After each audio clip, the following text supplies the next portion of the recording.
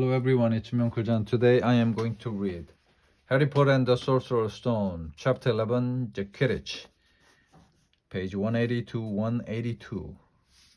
As they entered November, the weather turned very cold. The mountains around the school became icy gray, and the lake chilled steel. Every morning the ground was covered in frost. Hagrid could be seen from the upstairs window, defrosting broomsticks on the Quidditch field. They bundled up in a long moleskin overcoat, rabbit fur gloves, and enormous beaver-skin boots.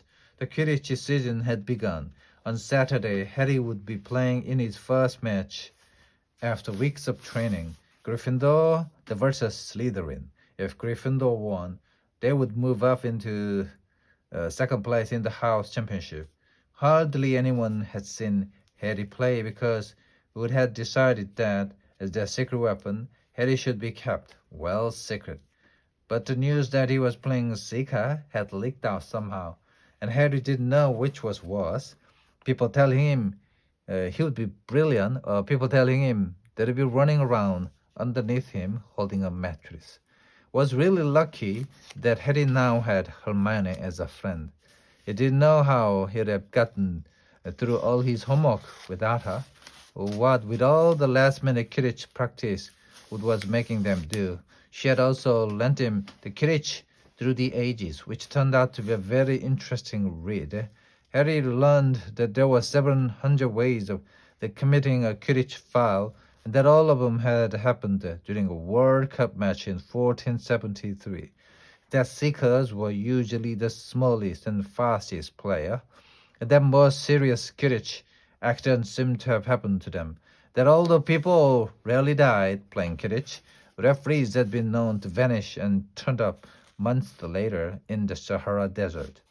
Hermione had become a bit more relaxed about breaking rules, since Harry and Ron had saved her from the mountain troll, and she was much nicer for it. The day before Harry's first Quidditch match, the three of them were out in the freezing courtyard during break, and she had conjured them up a bright blue fire that could be carried around in a jam jar. They were standing with their backs to it, getting warm, when Snape crossed the yard. Harry noticed at once that Snape was limping. Harry, Ron, and Hermione moved closer together to block the fire from view. They were sure it wouldn't be allowed. Unfortunately, something about the guilty faces caught Snape's eyes. He limped over. He hadn't seen the fire, but he seemed to be looking for a reason to tell them off anyway. "What's that you got there, Potter?" Was Quidditch Through the Ages, Harry showed him. "Library books are not to be taken outside the school," said Snape. "Give it to me. 5 points from Gryffindor." "You just made that rule up," Harry muttered angrily at Snape. As Snape limped away, "Wonder what's wrong with his leg." "Don't know, but I hope it's really hurting him," said Ron bitterly. The Gryffindor common room was very noisy that evening. Harry, Ron, and Hermione sat together next to a window. Hermione was checking Harry and Ron's charms homework for them. She would never let them copy. "How will you learn?" But by asking her to read it through, they got the right answers anyway. Harry felt restless. He wanted Quidditch Through the Ages back, to take his mind off his nerves about tomorrow. Why should he be afraid of Snape? Getting up, he told Ron and Hermione he was going to ask Snape if he could have it. "Better you than me," they said together, but Harry had an idea that Snape wouldn't refuse if there were other teachers listening. He made his way down to the staff room and knocked. There was no answer. He knocked again. Nothing. Perhaps Snape had left the book in there. Was worth a try.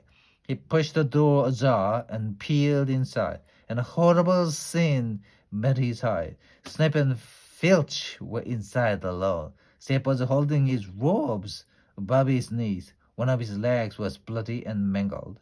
The Filch was handing Snape bandages. "Blasted thing," Snape was saying. "How are you supposed to keep your eyes on all three heads at once. Harry tried to shut the door quietly, but Potter! Snape's face was twisted with fury as he dropped his robes quickly. To hide his leg, Harry gulped. The end.